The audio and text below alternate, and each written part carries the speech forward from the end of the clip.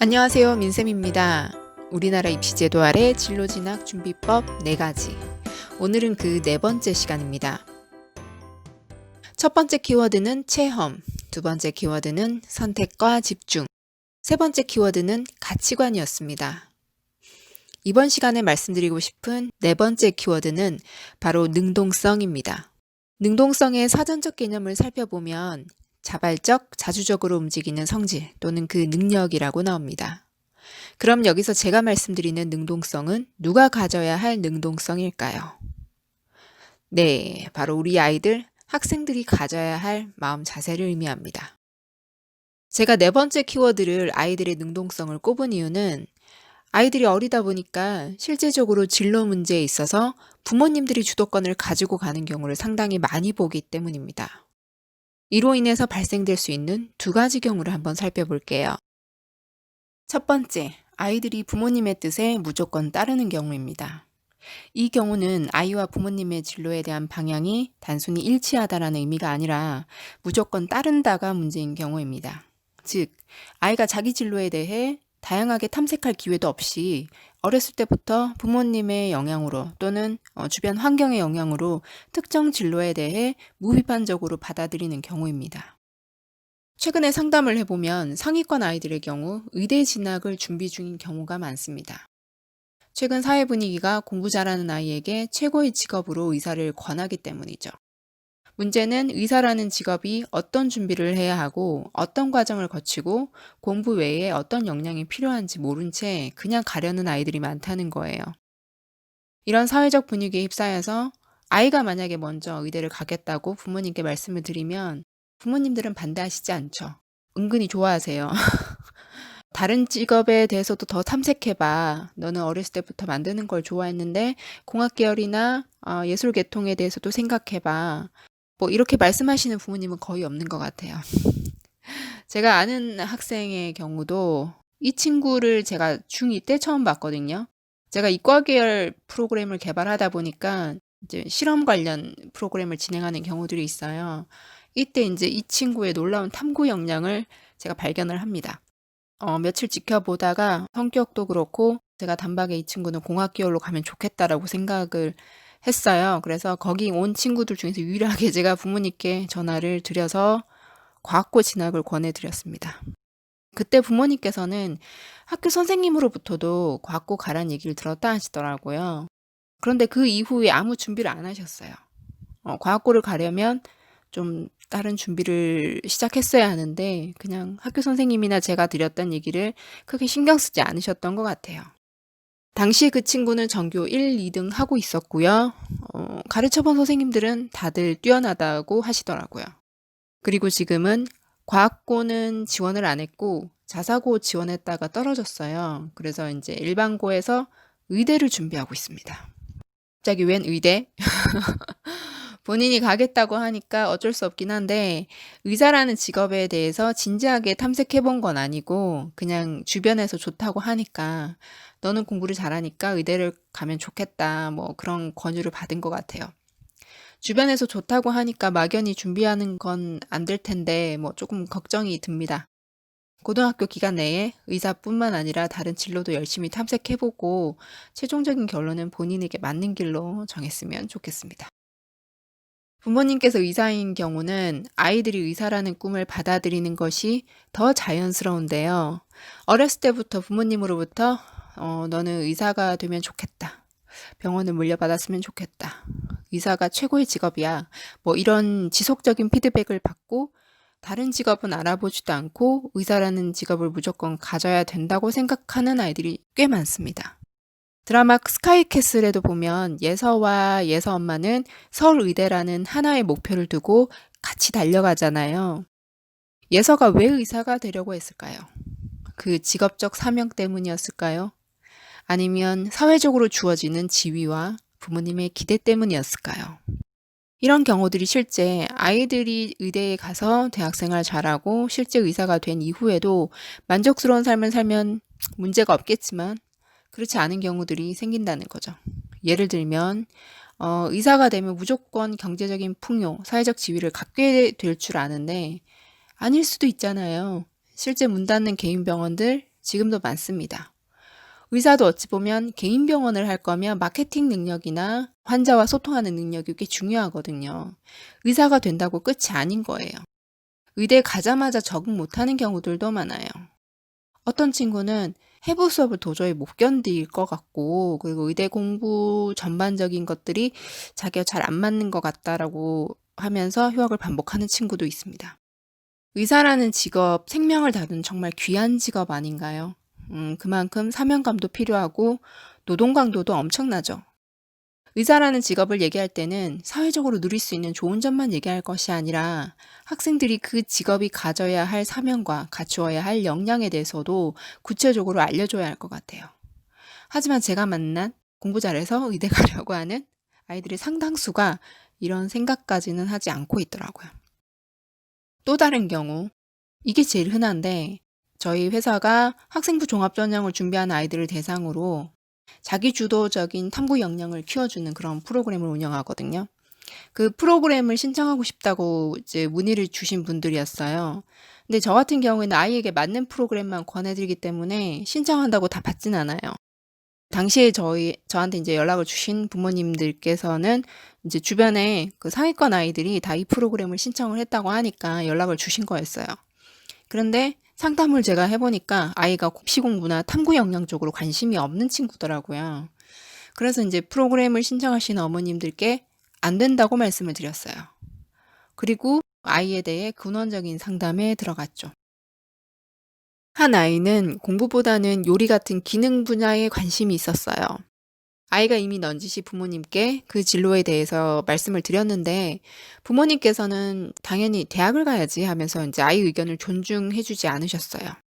그렇게 아이가 몇 번 거절을 당하다 보니까 이제 아이가 자기가 하고 싶고 관심 있는 분야에 대해 얘기를 하지 않는 거예요. 부모님이 대학 가야 한다고 하니까 마지못해 이제 효도의 차원에서 입시 학원을 원하지 않지만 그냥 가는 거죠. 그러니까 당연히 열심히 할까요? 할 리가 없죠. 그런 상태에서 부모님께서는 답답해 하시면서 아이가 왜 공부를 열심히 안 할까요? 저에게 하소연을 하시더라고요. 그래서 이런 이렇게 상위권 아이들이 듣는 프로그램이라도 하고 오면 좀 동기 유발이 될까 해서 저에게 연락을 주셨던 거예요. 실제 이런 경우가 굉장히 많습니다. 아이의 속마음은 입시 공부가 싫어요. 그런데 그걸 해야만이 사회에 나가서 성공할 수 있다고 세뇌되다시피 그렇게 듣는 거예요. 부모님으로부터, 학교로부터, 학원 선생님까지 다 그렇게 얘기하는 거예요. 그러니 싫지만 그 길 외에는 정답이 없다고 생각하고 다른 분야의 진로 탐색 자체를 포기하는 상황도 벌어집니다. 이런 친구들이 결국 어떻게 학교 생활을 하는 줄 아세요? 공부 열심히 안 해요. 그러니까 내신 잘 나올 리가 없죠. 자기 좋아하는 분야 탐색도 포기합니다. 학교 갔다가 입시학원 갔다가 이제 피곤하죠? 쉬는 시간에 게임하면서 스트레스 풀고요. 결국 이도저도 아니게 아무 준비 없이 고교 생활까지 마칩니다. 정말 안타까운 경우죠. 심지어 이런 경우도 있었어요. 저에게 어떤 학부모님이 이제 아이에게 공부 방법에 대한 컨설팅을 해달라고 해서 아이를 만났거든요. 그런데 애가 공부를 하겠다고 말은 하는데 공부에 뜻이 없어 보였어요. 그래서 제가 좀 떠봤어요. 엄청난 공부량에 대해서 얘기를 해줬죠. 그런데도 공부를 하겠다 하는 거예요. 그래서 제가 강하게 얘기를 했어요. 할 거면 확실하게 해야 된다고.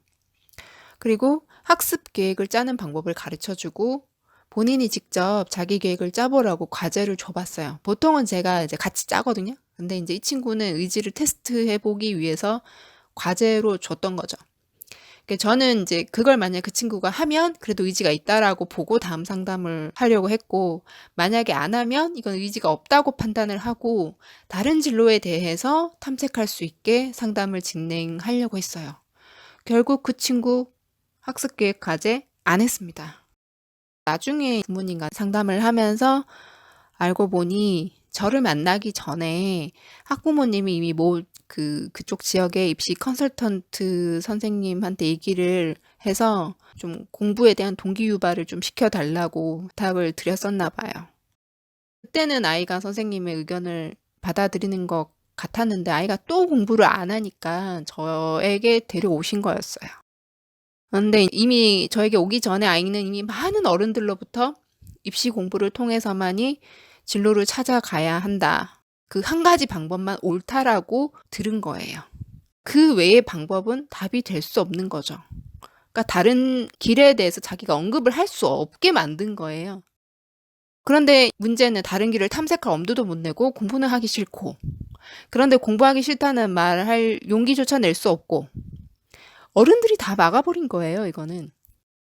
그래서 저를 만나서도 계속 이제 입시 공부할 거라고 거의 거짓말 한 거죠. 그 자기 속마음을 솔직히 얘기를 못 했던 게 가장 가슴이 아파요.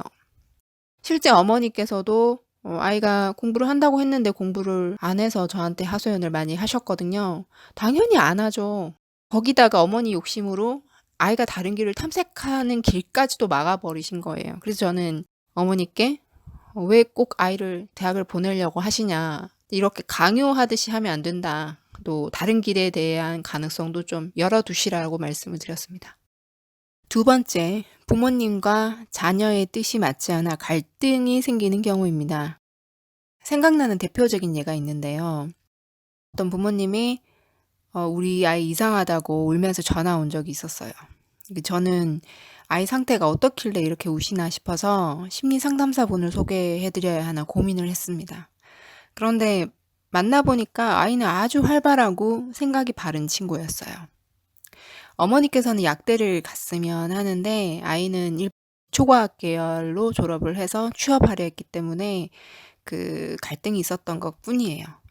여자 직업으로는 약대가 최고다, 이런 확신을 갖고 계신 어머니께서 딸을 잘 이해하지 못하셨던 거죠. 그리고 아이가 이상하다고 생각을 하신 거예요. 아이는 자기를 이런 시각으로 보는 부모님, 그리고 친척들의 시선에 아주 강하게 또 활발하게 맞서고 있는 상태였습니다. 실제 이 친구를 만나본 선생님들이 공통적으로 하는 말이 있어요. 얘는 어딜 가든 잘 살겠다. 그만큼 야무지고 딱 부러지고 자기 자신에 대해서도 객관적으로 인지하고 있었고 자기 소신도 확실했습니다. 저는 어머님을 오히려 설득했어요. 어머니께서 생각하시는 진로가 무조건 옳다고 생각하는 것부터가 잘못된 것 같다고요. 아이는 사실 기초과학 쪽으로 하려는 이유가 화장품 쪽에 관심이 있었고 그 부분에 대해서 탐색 중이었어요. 자연스레 놔두면 그 길을 갈 건지 아니면 아니다 싶으면 어머니가 권한 약학 계열도 고려할 여지가 좀 있었거든요.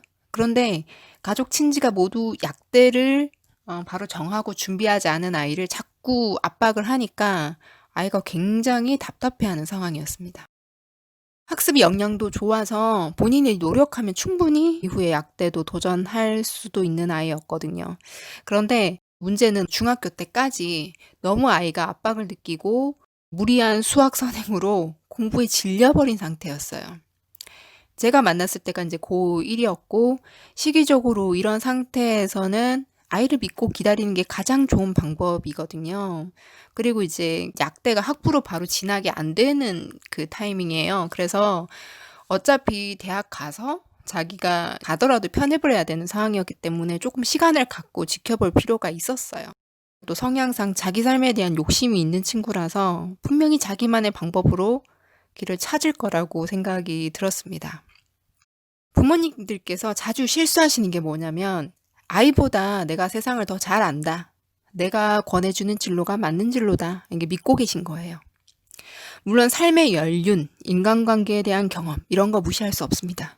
하지만 직업의 세계는 삶의 연륜으로 말하기에는 한계가 있죠. 부모님들께서 살아온 세상과 아이들이 살아갈 세상이 다를 수도 있다는 거 생각해 보셨나요? 예전과 같은 안정적인 직장, 직업의 개념이 약해지고 있다는 거 부모님들께서도 느끼실 거예요. 그리고 제가 지난 영상에서도 계속 말씀드렸지만 세상 사람들이 원하는 직업의 지위나 선호도는 변할 수 있고 또 100세 시대 많은 직업의 변화를 거쳐야 할지도 모르는 그런 세상에 살아갈 아이들을 좀 생각을 해보셨으면 좋겠습니다. 부모님 인생이 아니라 아이들의 인생이잖아요. 부모님께서 길을 정해주시고 강요하시는 게 아니라 그 삶을 실제 책임지고 살아갈 아이들이 능동적으로 자기 길을 찾게 해야 하지 않을까요? 부모의 역할은 아이가 스스로 자기 길을 다양하게 탐색할 수 있도록 열어주는 것까지만 해야 할 것 같아요. 물론 이거 한번 배워볼래? 알아볼래? 이렇게 제안은 할 수 있습니다. 하지만 정답을 정하고 강요하진 않으셨으면 해요. 왜 우리 아이들이 처음에 태어나서 얼마 지나면 이렇게 몸을 뒤집잖아요. 그리고 기어가고 걷기 시작할 때 부모님들께서 너 오른쪽으로 뒤집어. 왼쪽으로 기어가. 저쪽으로 3발자국 걷지 말고 5발자국 걸어. 이렇게 안 하잖아요. 그냥 그 아이가 자기 몸을 스스로 움직이는 것 그 자체가 너무 기쁜 일이잖아요. 지금 청소년기를 보내고 있는 아이들은 이제 정서적으로 자기 삶의 방향을 스스로 움직이려고 하는 시기예요. 부모님께서 방향과 범위를 정하지 마시고 그냥 그런 때가 왔다는 것을 그 자체로 기뻐해 주시고 응원해 주셨으면 좋겠습니다. 부모님이 진심으로 자기를 믿어주고 사랑해 주시고 응원해 주신다는 믿음이 있는 아이들은 시행착오를 거듭해도 절대 좌절하지 않습니다. 결국 자기 길을 찾아갈 거예요. 우리 아이들 잘 될 겁니다. 진심으로 응원해 주세요. 우리 친구들도 마찬가지예요. 부모님과 의견 차이가 있더라도 여러분들이 스스로가 자기를 믿고 자기 길을 능동적으로 찾아가시길 빕니다. 충분히 이제 그럴 수 있는 나이예요. 혹시 부모님과 갈등으로 힘든 친구들은 댓글을 남겨주세요. 무료로 상담을 해드리겠습니다. 지금까지 우리나라 입시제도 아래 진로 진학 준비법 4가지 키워드를 모두 살펴봤습니다. 사실 4가지 키워드 중에 3번째, 4번째 키워드는 이와 관련된 주제로 2017년도에 했던 부모 강의 내용 중에서 존중과 기록이었어요. 그런데 이번에 영상을 찍으면서 가치관과 능동성으로 수정을 했습니다. 진로를 찾아가는 데 있어 방법적인 측면보다는 학생과 학부모의 마음가짐이 더 중요하다는 생각이 들었고 또 잘 안 되는 부분들을 중심으로 키워드를 통해서 좀 더 강조하고 싶었기 때문입니다. 우리 친구들 그리고 우리 귀한 아이들 키우느라 고생하시는 세상의 모든 부모님들 그 자체로 존경하고요. 저는 항상 응원하겠습니다. 감사합니다.